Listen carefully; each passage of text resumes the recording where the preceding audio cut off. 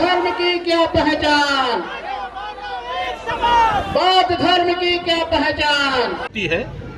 अगर मेरी बात को समझेंगे तो ये हम अपना अपमान बयां करते हैं। धर्म के नाम पर हमें लूटा गया, धर्म के नाम पर हमारे साथ जानवरों से बदतर सलूक किया गया, धर्म के नाम पर हमें नीच कहा गया, धर्म के नाम पर हमें अधम कहा गया, धर्म के नाम पर हमें अपमानित करने के लिए प्रेरित किया गया, धर्म के नाम पर हमको पढ़ने लिखने से वंचित किया गया। तो क्या हम अपनी पीड़ा नहीं कह सकते? हम अपनी पीड़ा कहते हैं तो धर्म के ठेकेदार और यथार्थवादी ताकतें उसको घुमा के बोलती हैं कि आखिर इनसे चिढ़ क्यों? धर्म की राजनीति कौन कर रहा है? धर्म की राजनीति कौन कर रहा है? आज सत्ता में बैठे हुए माननीय प्रधानमंत्री जी, माननीय मुख्यमंत्री जी और देश के धर्माचार्यों का एक गठजोड़ है जो तिकड़म करके समय समय पर ढोंग ढकोसले पाखंड का बहाना लेकर लोगों की आंख में धूल झोंक करके सत्ता हथियाने की नापाक कोशिश कर रहे हैं। सवाल है इजराइल पर। पूर्व में भारत नीति थी, विस्तारवादी जो नीति इजराइल की उसके खिलाफ थी, उस तो बयान में बाकायदा है अटल बिहारी वाजपेयी जी का। वर्तमान में मोदी जी की स्टैंड में खड़े हैं, क्या सवाल है, क्या करेंगे? फिर से बोलिए। इजराइल पर मोदी जी तो बड़े महान नेता हैं, वो तो ईस्ट इंडिया कंपनी से भी आगे चले गए हैं। माननीय अटल बिहारी वाजपेयी ने देश को बेचने का पाप नहीं किया था, लेकिन माननीय मोदी जी ने देश की संपत्ति को बेचने शुरू कर दिया है।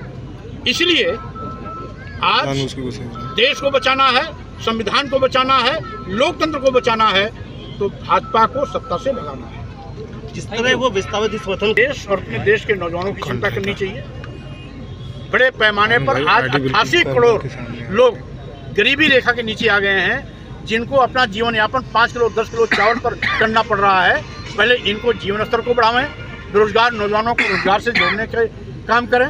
रही बात, वो माननीय प्रधानमंत्री जी हैं, देश के बाहर की व्यवस्था की चिंता उनको करनी है, वो करें।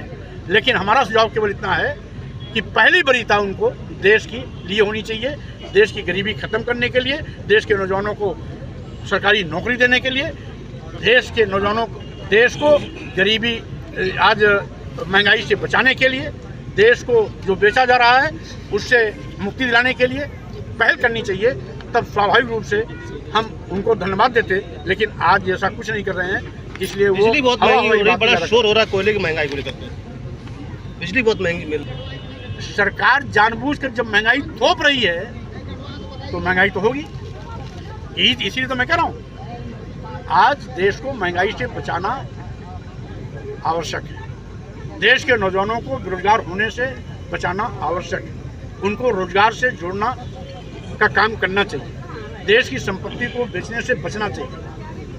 आज लोकतंत्र, संविधान और राष्ट्र हमारी सर्वोच्च प्राथमिकता की चीजें हैं, इनके साथ खिलवाड़ न हो, इस बात को सुनिश्चित करना चाहिए। लेकिन बातें कम कर। मंत्री जी, जो आपने सुना नहीं, आपके कान के पर्दे फटे होंगे। हमने कहा भारतीय संविधान कहता है धर्म, जाति, लिंग, जन्मस्थान के आधार पर किसी के साथ कोई भेदभाव नहीं किया जा सकता। हम नारा देते हैं हिंदू, मुस्लिम, सिख, ईसाई सब हैं आपस में भाई भाई। अगर हिंदू राष्ट्र की बात करेगा तो मुसलमान क्यों नहीं बात करेगा? सिख क्यों नहीं बात करेगा? बौद्ध क्यों नहीं बात करेगा? जैन क्यों नहीं बात करेगा? हिंदू राष्ट्र की बात करने वाले लोग देश के दुश्मन हैं। बहुत पहले हिंदू राष्ट्र की बात